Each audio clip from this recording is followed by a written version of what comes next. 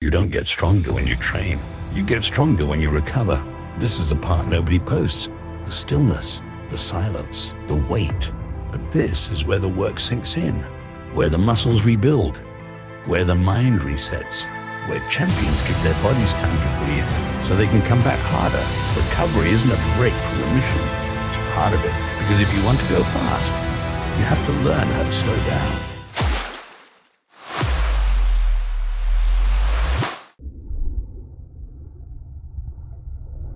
We're here on a recovery day. We've decided that we're going to do some red light therapy, cryotherapy, and infrared sauna today. I'm actually not doing it because, well, you'll find out in a later episode why I'm not doing it. But we've got Tyler, Felix, and Nathan. They're trying it out, basically showing you what we get up to on a recovery day. How does a recovery day start for you? What's different from a typical training day? So we'd wake up a bit later, I guess. Like I'd probably wake up at 7:30 and get out of bed at 9. And I don't really eat breakfast actually on like a Sunday recovery day. No, No.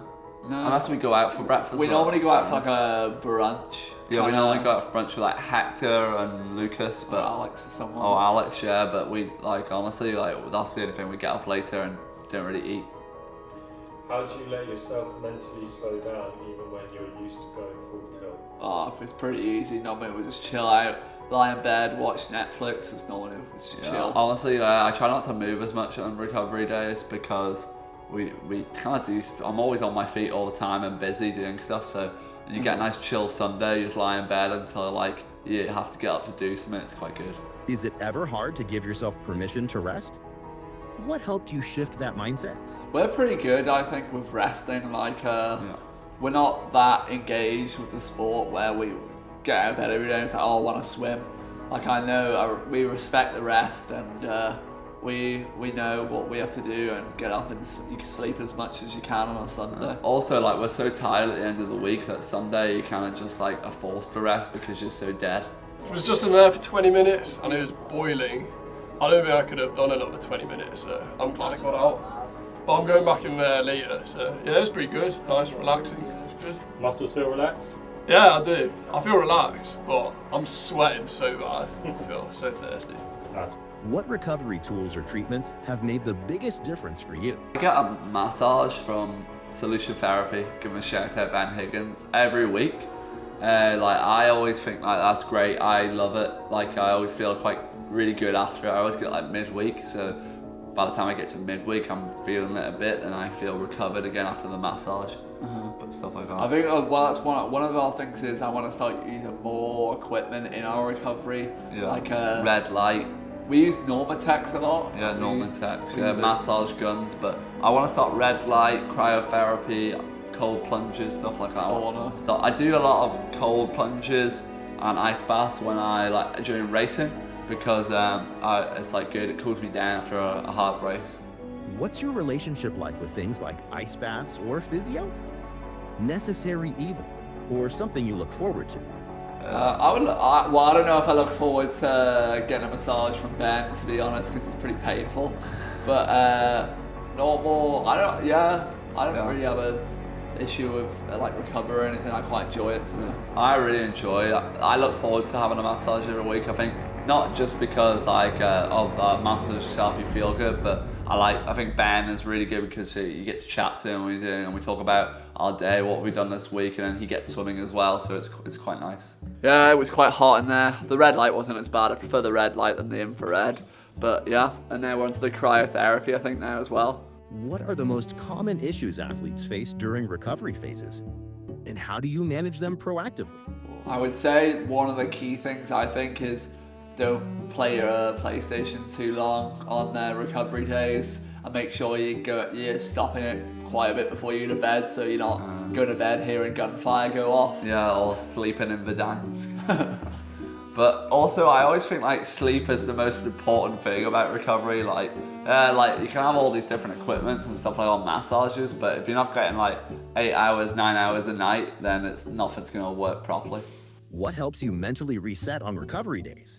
Probably just chilling and watching a film. We actually watch a film most Sundays, I think. Yeah. No, because we're quite big film fanatics, so I think we most of the time just watch some film. Yeah, it gets us in the mood for a nap.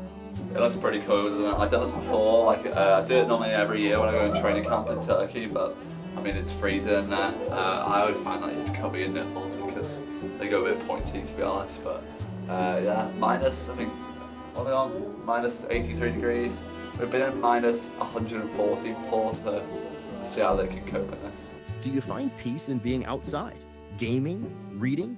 What's your switch off mode? Gaming is our like switch off mode. Well, I wouldn't really really call say it switch off. I think it's what we find playing Call of Duty even more competitive than swimming, to be honest. Because I'm sure our neighbours hear us shouting at each other. Yeah, like, we're quite competitive in everything in life, so when we play games, it kind of gets more competitive than swimming, to be honest. Yeah. How important is it to have interests outside of swimming? Oh, I think it's, as long as it's not like a physical interest where you're constantly going like all the time, you gotta, because you gotta respect the rest. Like we play golf, we get a golf lesson every Wednesday, and then we play golf most weekends, not leading up to a big meet. But yeah, I think it helps you like chill out and stay mellow. Are there hobbies or habits that help keep your identity grounded beyond being an athlete? Honestly, I think golf is a great hobby for keeping you grounded because it's so hard to be good at. Like, I may be Olympic champion in the pool, but I probably won't even I'm not even the standard of making a regional championships in golf, so that keeps me grounded, to be honest. Our golf teacher actually said something the other day, and was like, the golf ball doesn't know who you are. So I thought it was a pretty good quote we heard today. Yeah. What does your nutrition look like on a recovery day? Do your meals shift at all? I would actually say our recovery days are not as healthy. No, yeah, not as healthy. More fun foods is what we eat. And obviously we don't eat breakfast really on a recovery day. We have a brunch. We go out for dinner. We go out for lunch. Probably, brunch. And then for dinner we have Nathan experiments. Are there specific foods or ingredients you lean on for reducing inflammation or speeding up recovery? Probably turmeric is one of the big ones we have. Turmeric, we eat that a lot in our foods, just because it's good anti-inflammatory. But yeah, I wouldn't really say we lean on. No, I don't really look for these things in food. Protein, really. I'll just take it as like a supplement or something like that. The first, 45 seconds don't feel too bad, and then you start, everything is freezing up in your body, and then I was very happy to see that we just had 60 seconds left in the end. Oh yeah. Nice, go on. Yeah, I wasn't too cold. I always go for the technique of hands under your armpits, hold yourself like this, but then you just feel your arms freezing, and Tyler's hair went pretty white inside there. It was pretty good. It's my first time, so I didn't know what to expect. The first 3 minutes went pretty quick, and the last 2 was just forever. I was freezing. Daniel, was there a moment when you truly learned to respect rest as part of your training? Yeah, so before the Olympics, I'd just come off a camp in Turkey and then raced in Italy in Setsicoli, and I came back and I just couldn't swim like a 600 straight. I had to stop like 4 times. I was like overexhausted from the camp that we'd done, the best sets of my life, and then obviously the racing straight into it, that it just completely wiped me out. And this is like a month before the Olympics starts, so I had to take like 2 weeks, I think. I had to take like low meters, low effort in the sessions. So when that is like the most I've had to I wish beforehand I'd taken a bit of a step back and not pushed myself as hard on the camp or the Setsicoli race, because I feel like it kind of, maybe, I can't say if it impacted my Olympics because I came away with a gold and the bronze, but I think it definitely played its part in the end goal. Has taking rest seriously made you a better athlete or even a better person? I think especially after the Olympics, I took 3 weeks off. Especially after the Olympics, I took 3 months off. It was like a great mental break for me, and that's what rest is all about. I think it's like taking the mental aspects away from being like that athlete who wants to be driven all the time and be as best as possible. And like me taking 3 months off, going on holiday to Bali, kind of like reset the sport for me, made me want to refresh my mind, give me new ideas of what to do in training. And that's why I think rest is so much important. It has changed my life now for the better, because they always say when you're younger, like, rest, if you take 1 day off in swimming, then that's a week of aerobic system lost. And I don't believe in that. I think that, no. I think like now, after COVID, everybody took so much time off. everybody got faster. I think rest is actually now proven to have a lot bigger impact in people swimming faster. What's the biggest mental shift you've made in how you view recovery? As I said, like one time, actually, sorry, so on the last season we had the Olympics, and before the Olympics we went on a couple of altitude training camps, and I ended up getting really ill in the camp because of being quite run down from training and then trying to push it even more. And like in terms of like mentality, I was quite at a low place because we were in altitude, there's nothing really to do, you're away from home. And I took a week off time of swimming in altitude because of being ill and stuff like that, and it kind of like actually helped me want to keep getting faster, because when you take a break from the sport, if you love the sport so much, you're gonna miss it. And that's for me. It's always hard to take that rest period because I end up missing the sport so much. I want to go back in and swim in the morning, but to hold myself back and then push on, it makes me a better athlete.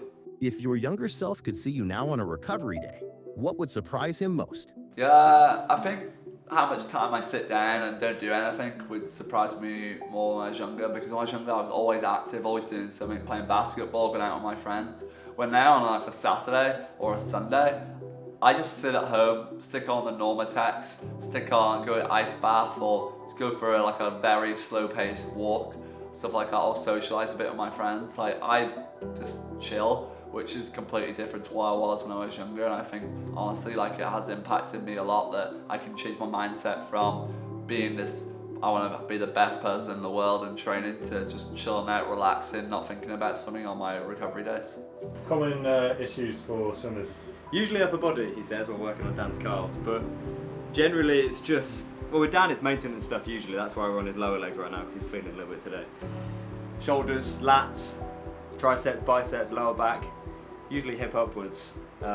Never really like muscle tears with swimmers, which is rare compared to a lot of the runners that I see, but it's usually just overuse, RSIs, repetitive strain, those sort of things. Because it's a low impact sport, does that affect how you massage, or? It usually affects like the frequency that they come in. Like swimmers can tend to hack treatment a bit more than runners because they don't have that impact on their body all the time. So sometimes having a massage after running a lot actually makes you feel worse. You've had that constant impact. Whereas because these guys don't have that impact all the time, it actually has a bit of a better response, I find. So yeah, you do want tension in the body because you can't perform a power-based sport without tension, if that makes sense. Like power is tension, it's the same sort of thing. But it's about keeping the tension in that good place, and my job isn't to get rid of the tension, it's to get rid of pain, I suppose. And there's a difference between normal tension, so I know where Dan would hold tension normally, and we would flush through that for blood flow, but not to loosen it as such. I'd never encourage like stretching, small muscle tone and things like that we're trying to reduce. How do treatments vary depending on the time of the season, like if he's in competition or out of competition? Well, in competition it's very different when we treat Dan out of competition, or just people out of competition generally, because the body's a lot more precious when it's in competition, I suppose. When he's in training, he'll be knackered, tired, and breaking him down almost. If he's 1%, if I have to break his tissue down, which makes him 1% slower in the pool, it doesn't cost too much. When we're in like the winter season, the slog season, but when it comes to racing, it's all about maintaining as high performance as we can get. So I don't want to batter him when he doesn't need to be battered. I don't want to break too much tissue down because performance is everything. So it's much lighter, much more specific work when we get into competition season. Probably is personal preference, but I would personally say that having a massage on rest day is better than having it on training day, because you're probably more tired, already a little bit inflamed, or just like the body is tired from training. So if you then come for a treatment, it can hurt a little bit more than it needs to. On a rest day, if we just go hard on everything recovery, it's just a day focused on recovery. Let your body adapt naturally after a session, and then we treat the next day. I think cryotherapy, infrared, saunas, all that stuff has great research on it. It doesn't replace a massage, doesn't replace physio, treatment like that, but I think used in combination with hands-on treatment is perfect. Ice therapy or anything that's cold does blunt adaptation, so generally that's the sort of thing you'd want around races when you're not looking to improve, you're looking to be at the top of your game. So I wouldn't have it in winter very much, because I feel like you really need it. Hot/infrared therapy is great pretty much all the time because it just promotes recovery, but it doesn't blunt adaptation.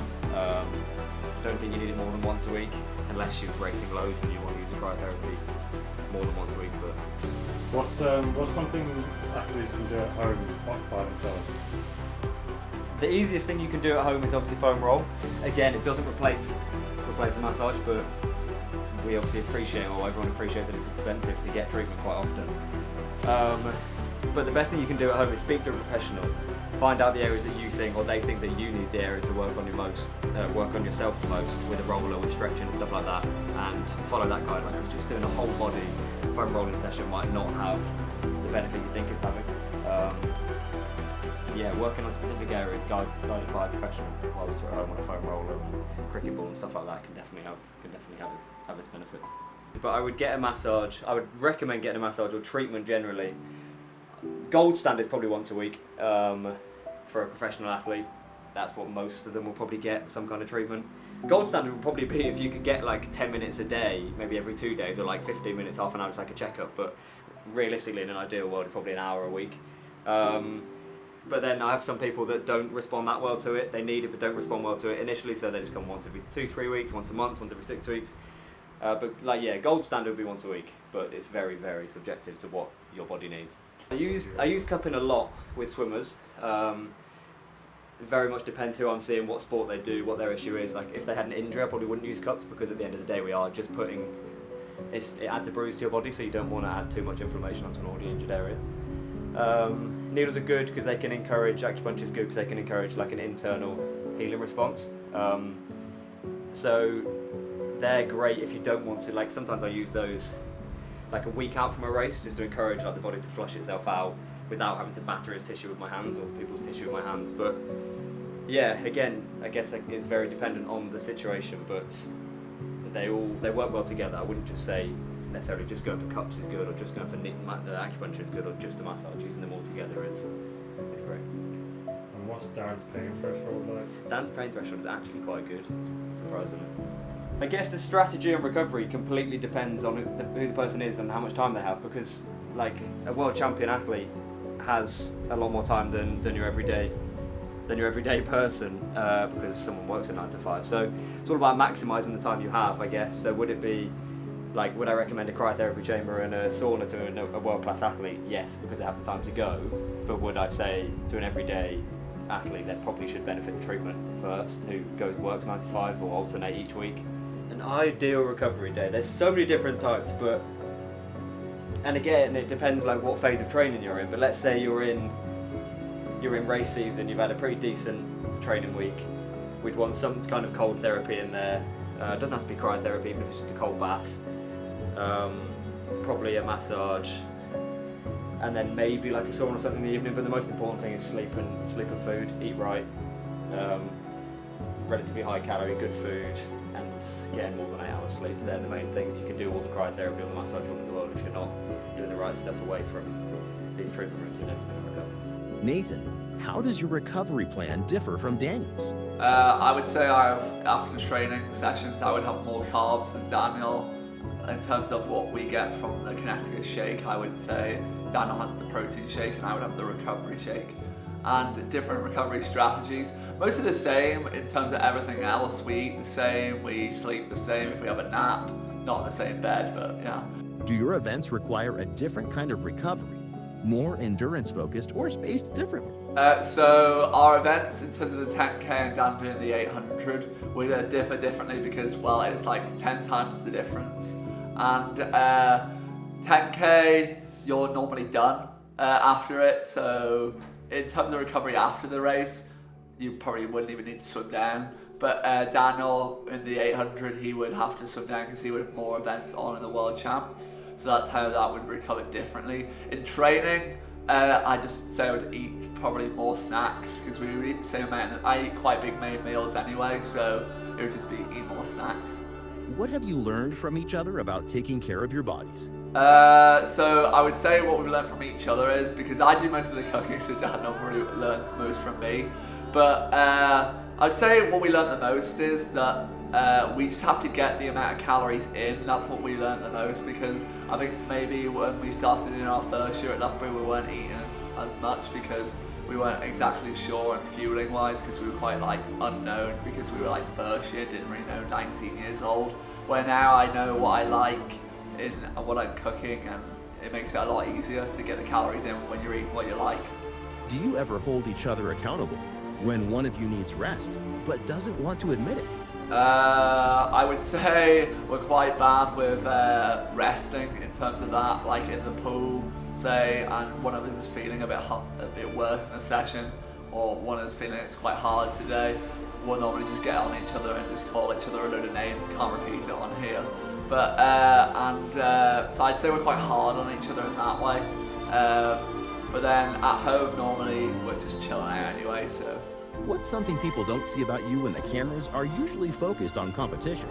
I think people don't understand how much time I actually like take to myself at a competition. Like, I don't, like at the Olympics especially, I didn't really go hang around with like everybody or walk around the village a lot. I was kind of in my room the whole time or chilling with my best friend or training partner, because I just like, I want to make sure I'm recovering, and that's one of the big parts to like elite swimming. Like in the Olympic village, you know the person who qualified there, the person who's trying to win. This person who qualified and who's just there who qualified tends to do all the fun things and walk around a lot. What do recovery days reveal about who you are, not just as an athlete, but as a person? I mean, the film thing kind of shows us what we're like, what we do in our spare time. It kind of, I don't know, makes us more relatable maybe, because people can look at what films we like and then they see if we're the same rating as other people. A lot of the time people tell me that my ratings are stupid because I like stupid movies apparently. Is this pace something you wish you could bring into more of your life? Honestly, like I feel like if my recovery day was my everyday, I would become like fat and lazy. I think I enjoy like the grind of swimming, and I would prefer, like, to be honest, if I didn't have to take a day off just to recover and I recovered naturally at the same rate, I would grind every day. yeah, I don't know if I would be able to grind every day, because you're saying recover, but you don't recover mentally from it. So I would say that on that side, it would be quite difficult to grind out every day. What do you hope viewers take away about rest, recovery, and balance from watching this episode? I hope people take away is that it's mostly respect the rest, and that's the balance you got to get. And nutritionally wise, sleep is the most important. Staying hydrated, and getting calories in. That was the top 3. Can't say anything else.